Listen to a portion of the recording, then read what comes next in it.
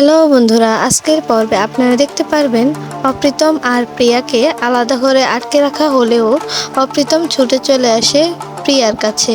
প্রিয়া অপ্রীতমের সঙ্গে যেতে গেলে প্রিয়ার মা প্রিয়াকে বাধা দেয় আর বলে, তুই যদি অপ্রীতমের সঙ্গে যাস তাহলে তুই আমার মরা মুখ দেখবি। এদিকে অপ্রীতম তার মাথায় বন্দুকটা ঠেকিয়ে বলছে, তুই যদি আমার সাথে না আসিস তাহলে কিন্তু আমি নিজেকে শেষ করে দেব। প্রিয়া তার মাকেই বেছে নেয়। শ্যামিলী অপ্রীতমকে বলে, প্রিয়াকে ভুল বুঝো না। অপ্রীতম বলে, আমি ওকে ভুল বুঝছি না, কিন্তু আমি ওকে অন্য কারোর সাথে দেখতে পারবো না। তোমাদের একটা পরিষ্কার জিনিস জানিয়ে দিচ্ছি, ওকে আমি অন্য কারোর সঙ্গে দেখতে পারবো না।